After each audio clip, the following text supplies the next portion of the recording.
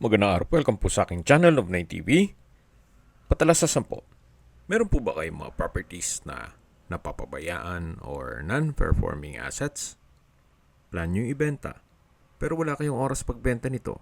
Kung ito'y pagkakatiwala nyo po sa amin, tawag lang po kayo sa aking numero. Usap po tayo. Gawan ko po ng video for free. Yes, libre po. Wala po kayong babayaran. Tutulungan pa namin kayong mabenta ang inyong property. Kami na po bala sa marketing, sa boosting or paid ads, even sa tripping. Hindi na po kayo mapapagod sa pag-entertain ng mga buyers. Kami na po bala sa lahat. Tawag lang po kayo.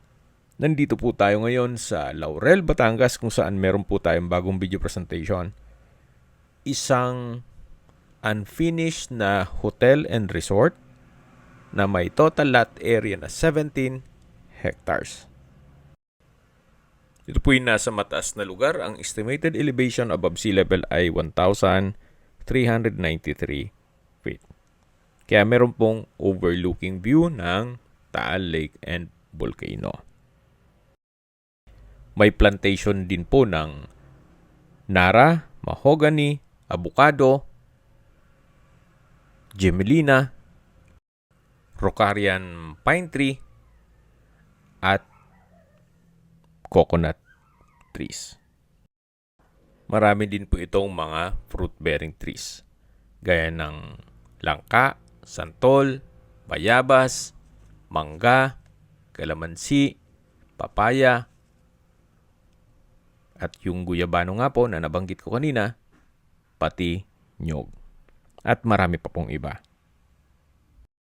Dito po sa area na to ay meron pong mga tanim ng malunggay o moringa o bensulib tree. Then, may mga part po ng lupa na slope ang terrain. Ito pong dinadaanan natin ay yung elevated part. Pero dito po sa kabilang side ay medyo slope po ang terrain. Pero, kaya naman pong dumaan dito ang 4 wheels na sasakyan. Hanggang dun sa may unfinished structure o yung hotel at resort. May access na rin po dito ng tubig, kuryente at internet provider. Bago po makarating doon sa tinutukoy ko na structure, meron pong pig pen dito o ulbo ng baboy. Yan po, kita nyo naman may laban pa siya. Then maayos naman ang structure nito. At mula po dito matatanong na natin yung tinutukoy ko na unfinished na building. Napakalawak po nitong property. Hanggang dun yan sa may kabilang bundok. Ganun po kalawak. So marami po kayong pwedeng i-project dito. Hindi lang po itong resort, kundi pwede nyo po itong i-subdivide. Gawin nyo pong family farm estate. I-subdivide at i-resale. Then, pwede pong gawa ng bike trail, camping site. So, marami po yung pwedeng project dito. Ito po yung 3-story building na kung saan medyo malaki na rin ang nagastos ni owner. Halos 7 million na raw po. Gawa ng hindi naman niya ito tinipid. So, materialis puertes po yan. At kita nyo naman, meron pong maliit na sasakyan dito. Kaya accessible din po ito ng 4 wheels. Bago po tayo pumasok dyan at i-check natin ang building, dito po muna tayo sa part na to. At meron pong overlooking view. Masalo po kung nasa taas kayo or second floor or third floor, mas lalo pong visible ang Taal Lake at Volcano. Yan po, tunghayin nyo po. Ito pong napwestohan ng building ay isa sa pinakamataas na lugar nitong property. Hindi na po maiwasan ng komento na kesyo malapit sa bulkan o pumuputok ang bulkan. Pero po sa mga negosyante, alam po nila kung may potential o wala ang isang property. Ito namang unfinished structure, nagkataon lang na nabitin na sa budget at may pagbabago na sa kanilang plano. Kaya ibebenta na lang po nila ito. Mula po pala Barangay Road, ito po'y inner lot at meron pong right of way. Nandito na po tayo sa unfinished na building. So dito po sa side na to ay magiging receiving area. Ito pong naparadahan. Then dito naman po ay may access door na papunta sa service area, pwede ring dining area, at sa dulo po yung kitchen. Na may pass-through window at yan po yung hallway papunta sa mga kwarto na kung saan meron pong kanya-kanyang banyo o toilet and bath. So mga 4 to 5 bedrooms po dito. At dito po yung pinakamalaking kwarto na may walk-in closet. So ito po yung napwestuhan at slope po yan hanggang dun sa kabilang side ang property. Labas po tayo dito sa walk-in closet at toilet and bath. Isa po ito sa pinakamalaking kwarto. Then, meron pong access door papunta sa receiving area. Ito po yung dinaanan natin kanina na mga maliit na kwarto na may sariling toilet and bath. Yan pong may lalaki, yan po yung nakagarahing sasakyan o receiving area. Ito po yung mga kwarto na nadaanan natin kanina. Then, ito yung pass-through window.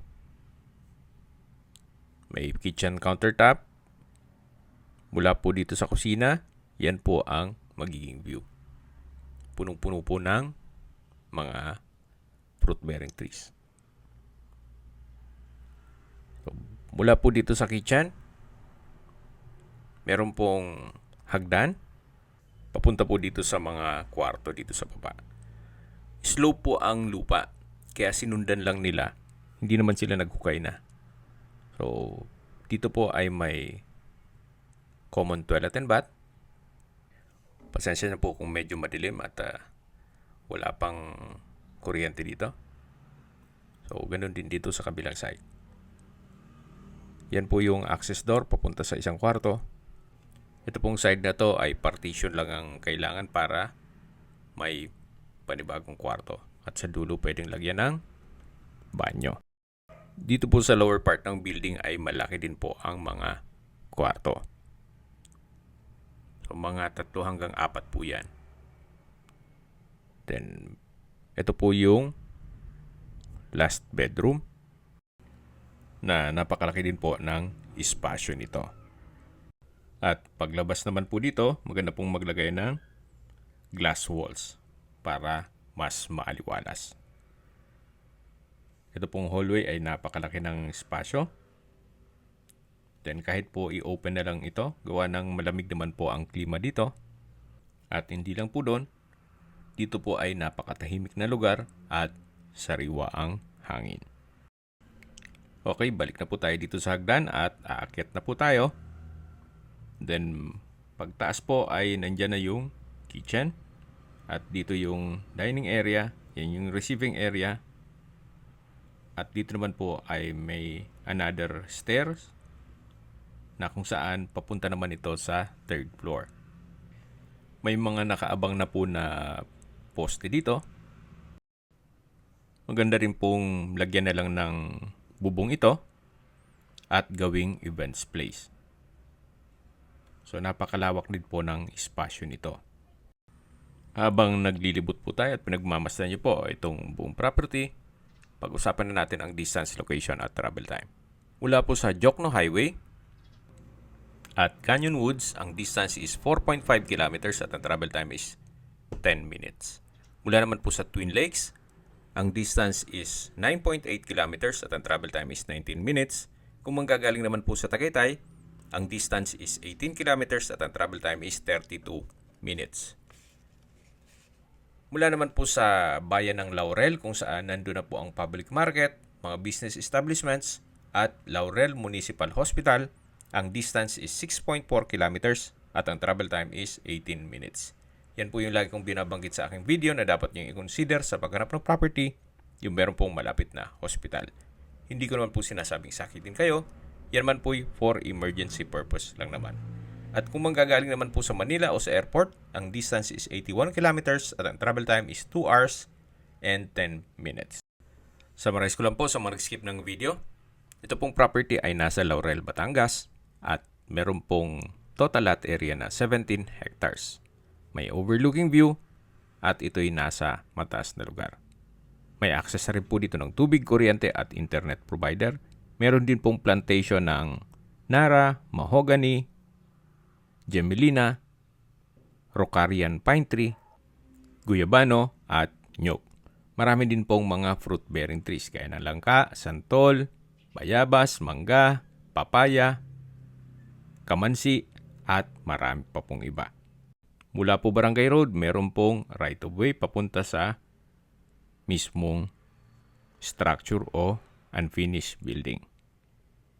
Binebenta po ito ni owner sa halagang 1,200 pesos per square meter. Kung may mga katanungan po kayo, tawag lang po kayo sa aking numero. At sa mga kababayan naman natin nasa ibang bansa, meron po akong Telegram. Sa mga iPhone user naman, may iMessage. Meron din pong Imo, Skype, Viber at WhatsApp. Same number lang po, 0917-316-3399. Sa mga nagtatanong naman po ng aming Facebook, meron po aming Facebook page na Nob9TV at Facebook Real Video. Meron din pong TikTok at Instagram. May ibang YouTube channel po kami na The Nob9TV channel, Nob9TV Listings, at Nob9TV On The Spot. Real talk, real fast. Sana po naibigyan nyo ang video presentation. Paki-like and subscribe na lang po sa aking channel para ma-update din po kayo sa aking future listings. Kung sakali po hanap nyo yung mas malaking sukat na lupa, meron din po kami ibang listings na pwede nyong pagpilian. Huwag po kayo mag-atubiling tumawag sa amin, then let us know your budget para malaman namin kung anong property pwede namin ilok sa inyo. Sa lahat pong viewer, subscriber at nagtiwala po sa amin, salamat po sa suporta. Ingat po kayo lagi at yung pamilya. Maraming salamat po.